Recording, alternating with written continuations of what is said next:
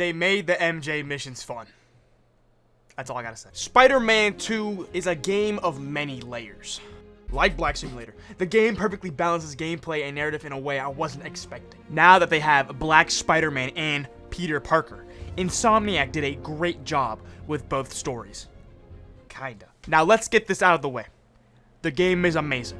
They somehow made the swinging better. They had a fucking loop-de-loop donut super spin, web wings, a fucking slingshot move, and since they're not running off of 2004 hardware, you can swing faster than 6 fucking miles per hour. And the hits are crunching, like some sort of peanut butter hybrid that every one of your foes is allergic to. What are you even saying right now, IGN man? Let's keep it man to man between you and me, and don't tell anyone else. I actually prefer the combat from the first game. Now, before the 4 people who watched this scroll down to the comment section to call me the N-word, just hear me out for 11 spider seconds. With the obvious addition of the symbiote, Peter isn't a little bitch anymore, and can actually do some crazy damage. And Insomniac did a good job showing how relentless Peter is with the suit on. You got any with nuts? I have some nuts. I could make some. Go make me some. Peter becomes a literal dickhead with the shit this man says mid-fight.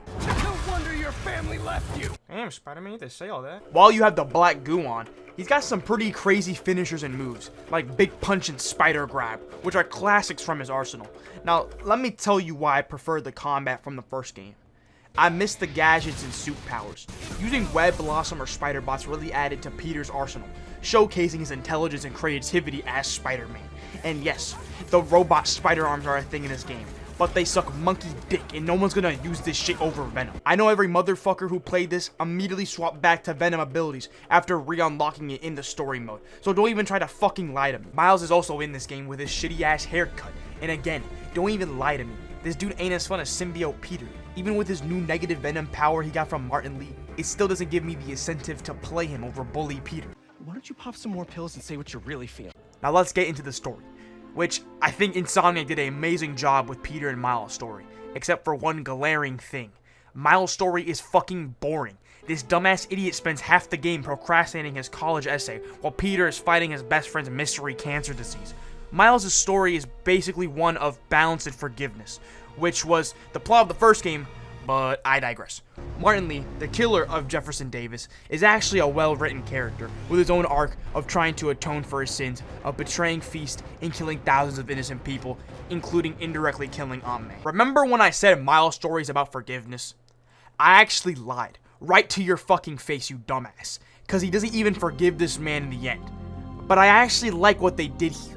They made Miles appear more human for not forgiving his dad's killer, but compromising with him to save his friend. I won't forgive you. Now back to Peter. Peter Parker. Brilliant but lazy. Peter starts off on his first day as a teacher and obviously fucks it up because he's Spider-Man. And Spider-Man can't hold a job that isn't beating up minorities or swinging around. Fuck you, Sandman. Anyways, he gets a surprise from Pookie Bear Harry Bartholomew Osborn, saying he cured his creepy cancer disease. Peter's all like, Evil wizard. rah! Surprise, he has the symbiote, which gives him superpowers and is actually the thing keeping him alive, which I prefer this infinitely over the stupid ass goblin juice Harry gets in other installments. And boom, Peter fucking dies. But right before he reaches those pearly gates of heaven, Harry sticks the symbiote right in Peter, in turn saving his life. But this comes with consequences. Peter is an actual fucking menace in this game. This motherfucker declines his girlfriend's call to continue monologuing. Miles is safe. Lee's going back in a cell. Not now, MJ. Is Spider-Man doing more harm than good? Now that's what I call devotion right there. This dude even starts tweaking on her, and you have to run away from Peter as MJ. Like, this is what I mean that they actually made the MJ missions not boring as fuck. He eventually gets it off after the greatest fight in the entire game. Peter versus Miles. Ooh, Insomniac, you really tickling my pickle with this. Every second of this fight, from the gameplay to the dialogue, is perfection. Boom, Dragon Ball reference. Boom, MHA reference. It's just so fucking good. Miles, of course, whoops Peter's ass with his exaggerated black swagger, and they contain the symbiote in a saran wrap bottle. Because this shit breaks 5 minutes after this by a cancer-ridden Harry that could barely stand on his own 2 feet. And boom, the best part of the game right here, baby. killing people as Venom, absolutely ripping and tearing through these fucking, biting their dicks off and shit, and fucking killing everything, and woohoo! He said the line, guys. He basically, Harry spreads his black seed everywhere, and Peter and Miles have to save New York once again. With both of their character arcs done, Peter gets anti-venom from Martin Lee and Miles, with an amazing looking suit to go along with it. And Miles just makes his suit off screen for no fucking reason. And I think everyone can agree with me that this suit looks like literal dog shit. It doesn't help that Miles has the worst black man cut known to man. And what fucking designer thought his hair or the suit looked good?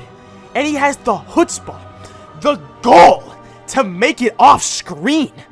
Just take that shit off, my boy. During this entire period of the game, there's gonna be some emotional parts that do a decent job at making you feel something, but they're always gonna pale in comparison to the fucking tearjerkers in Spider-Man 1. The decision that Peter had to make with his aunt alongside the scene with Doc Ock, it's truly a unbeatable Spider-Man moment when it comes to pulling at your heartstrings. Now, as much as I'm digging this game down, saying some of these things, I actually like the game a lot. Basically, everything is improved in this game when it comes to core gameplay, and I think it was a fantastic sequel to a spectacular game. I just want to thank Insomniac for taking Spider-Man and not making a dog shit game like The Amazing Spider-Man. Truly one of the last bastions in the gaming industry when it comes to making good content. Now, I want to give one final request to Insomniac for the next game. Bring back the gadgets, bring back the suit powers, make stealth viable again, bring back the gadgets, make the boss fights more open, bring back the gadgets,